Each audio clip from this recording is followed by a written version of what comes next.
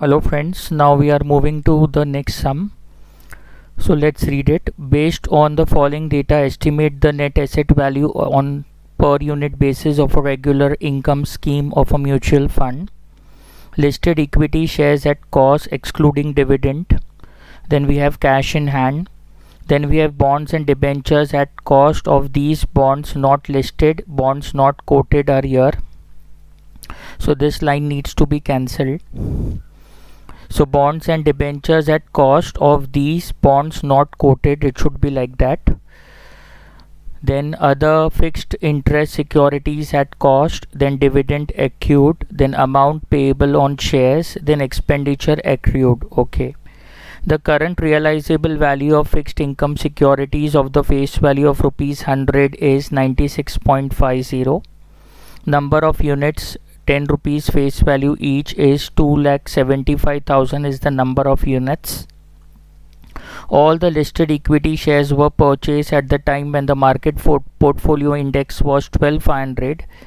On NAV date, the market portfolio index is at 19975. There has been diminution of 15% in unlisted bonds and debentures valuation. Listed bonds and debentures carry a market value of 7.5 lakhs on the NAV date. Operating expenses paid during the year amounts to rupees 2.24 lakhs. Now students, you have to estimate the net asset value per unit basis. They have given you the present position and then they have given some changes in the fund position. So now we are going to solve this part. So right now what I will be doing is we are going to find out today's position and then we are going to bring changes. So let's see the today's position.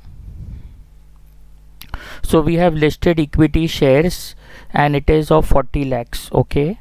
So I have listed equity shares and the amount is 40 lakhs. Okay.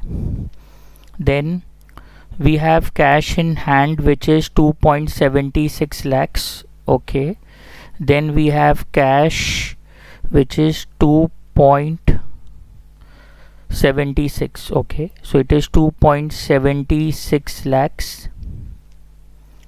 Then we have bonds and debentures at cost of these bonds not quoted. So we have bonds and debentures 8.96 lakhs. So here I am doing a working. We have bonds and debentures and the amount is the bonds and debentures is 8.96. Okay. So we have 8.96 lakhs of bonds and debentures. And what they have said, bonds which are not quoted are 2.50. Okay.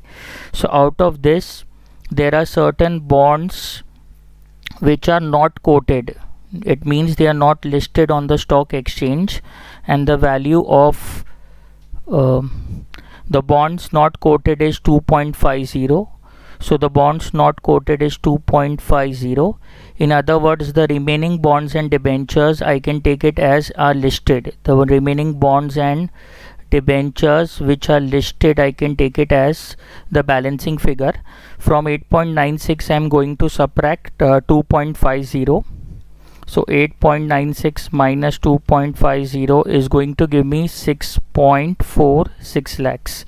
So what we are going to do is we are going to write here bonds and here we are going to write debentures and these are not listed. So the not listed part is 2.50 and then we have again bonds and debentures which are listed. So this I will take it as 6.46. So I will be rubbing this part.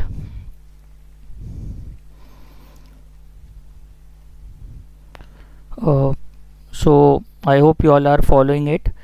My humble request is there, if you have any of your friends you can pass on the links so that many students can take advantage of these lectures. Now the next part is Other fixed interest securities are 9.75. Okay, so we have other fixed then we have other fixed interest securities, and the amount is, the other fixed interest securities is 9.75. Okay, so we have 9.75 lakhs. Then we have dividend accrued, which is 1.95. Then we have a dividend which is accrued, means this is the asset, the dividend the fund manager is going to receive, the mutual fund is going to receive. So the dividend accrued is 1.95 lakhs. Okay, so 1.95 lakhs is the dividend accrued. Then the amount payable on shares is 13.54. Okay, so this is a liability. So the amount payable on shares is how much? The amount payable on shares is 13.54. Okay, so this is 13.54 amount payable on shares. And then there is some expenditure which is accrued. This is nothing but an outstanding expense, so the expenditure accrued is 1.76. Okay, so now we have an expenditure which is accrued, which is outstanding, and how much it is? Expenditure accrued is 1.76. Okay, so 1.76. so what I have done is 1.76. Okay, so students, what I have done is I have listed the today's position. Now we are going to analyze that which of these securities is an asset and which of these, out of which of these is a liability. So this listed equity share is an asset. Then this cash balance is an asset, because the listed shares, the mutual fund owners are going to invest in listed shares. The cash balance is an asset. The bonds and debentures, they have invested, so this is an asset. Then the bonds and debentures which are listed, this is an asset. Then the other fixed interest securities is an asset. Then dividend accrued, since they have purchased the equity shares, so there will be some dividend which the fund manager would receive, so this is again an asset. Then amount which is payable on shares, you can understand it is payable, so it is a liability. And expenditure which is accrued, so it is a liability. So what we have done is we have classified the different details given to us into assets and liabilities, so that we are able to find the net asset value. Now I'm going to read further. So the current realizable value of the fixed income securities of the face value 100 is 96.5. Okay, so now we are analyzing the present situation. So what we are going to analyze is the present situation. Now what they have said is, they have said something about fixed income securities. So here I will be doing it, the other fixed income securities. So what they have said is that the current realizable value of the fixed income securities of the face value 100 is 96.5.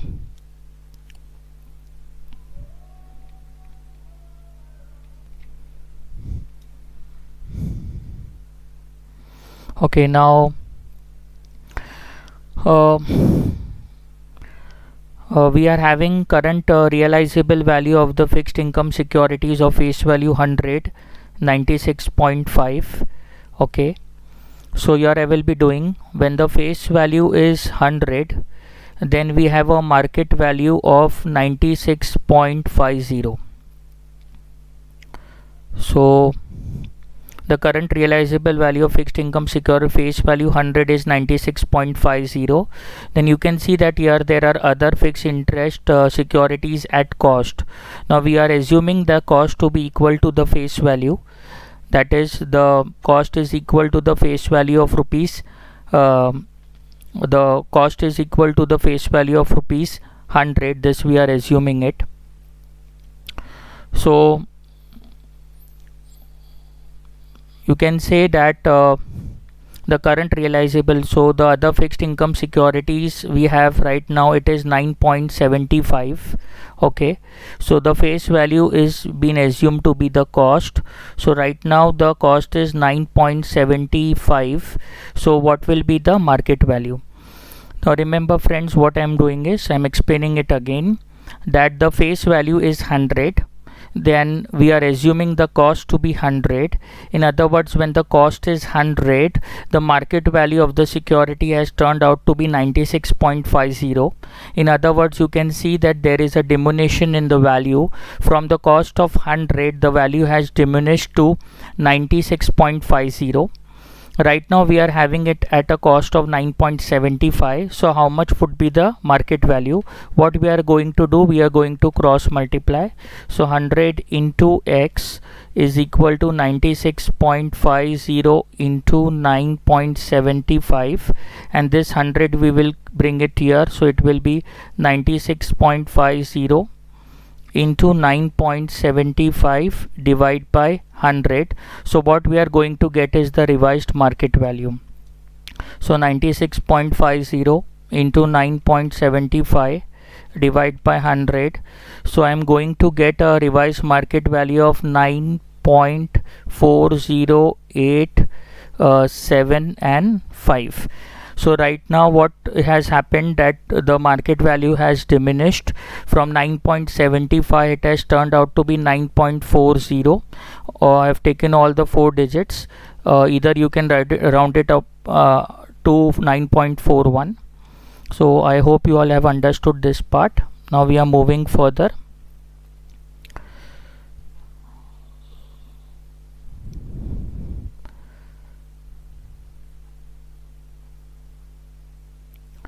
So now I am reading further. Then all the listed equity shares were purchased at the time when the market portfolio was 12,500. okay, so you can see the listed equity shares, that is 40 lakhs.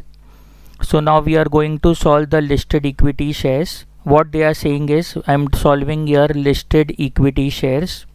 So what they are saying is that all the listed equity shares were purchased at the time when the market portfolio index was 12,500. in other words, this 40 lakhs will resemble a market portfolio of 12,500. so it will resemble the market portfolio of 12,500. so 40 lakhs is nothing but when the market portfolio was 12,500. now what they have said, that on the NAV date the market portfolio index is 19,975. okay, so now the market portfolio is 19,975, so it has increased. so what would be the revised value? Again we are going to cross multiply this, multiply by 40 and divide by 12,500. so 19975 into 40, and I will divide by 12,500. so I am going to get 63.92. so this is the revised value of the listed shares. so here we will be writing 63.92 lakhs. So now we are moving further. I don't want to use a new page, since you will be able to understand how the value is been changing. So that's why I'm rubbing it out. Now next what they have said is, there has been diminution of 15% in unlisted bonds and debentures. Unlisted bonds. okay, so now we have unlisted bonds. so here you can see bonds and debentures which are not listed. so 2.50 lakhs is the current value right now. Now what has happened, that there has been a diminution of 15% in the unlisted bonds and debentures valuation. so I'm assuming the cost to be 100. so 100 minus 15 is going to give me 85%. so right now the cost has turned out to be 85%. so this I will be multiplying with 85%. So 2.50 into 85%, so the revised value is 2.125 lakhs. In other words, you can see that the value has dropped by 15%. So 2.50, and then it has turned out to be 2.125, so there is a reduction in value to the extent of 15%. Then listed bonds and debentures carry a market value of 7.5 lakhs on the NAV date. Okay, so the listed bonds is having a value of 7.5 lakhs. So we have bonds and debentures which are listed, so it is having a value of 7.5 lakhs. Okay, then they have said that the operating expenses paid during the year is 2.24 lakhs. So if I pay operating expenses, so my cash balance is going to get reduced. So right now I'm having a cash balance of 2.76 lakhs. Out of this cash balance I will be subtracting the operating expenses, which is 2.24 lakhs. So I will be subtracting 2.24 lakhs. So the remaining cash balance now I will be having is 2.76 minus 2.24. So I will be having 0.52 lakhs as my remaining cash balance.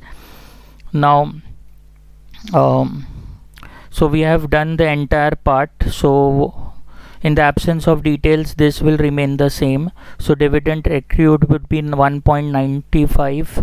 Then the amount payable on shares will be 13.54, and again the expenditure accrued will be 1.76.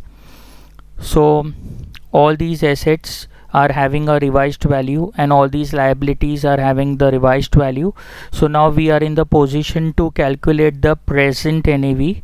So our solution begins now. Calculation of NAV at the year end. So what we are going to do is we are going to list all the assets. So we have listed equity shares, cash, bonds and debentures not listed. Okay, we have listed equity shares. We have listed equity shares. Then we have cash. Okay, then we have bonds and debentures which are not listed. We have bonds and debentures which are not listed. Then we have bonds and debentures which are listed. So again we have bonds and debentures which are listed. Then we have other fixed interest securities. Okay, then we have other fixed interest securities. This I am doing so that you are aware that how you have to present in your exam paper. Then we have dividend accrued, which is okay, we have dividend accrued. So we have a dividend which is accrued. It is dividend receivable. Then okay, then we have the liabilities, which is the amount payable on shares. So now we have the liabilities, which is the amount payable on shares.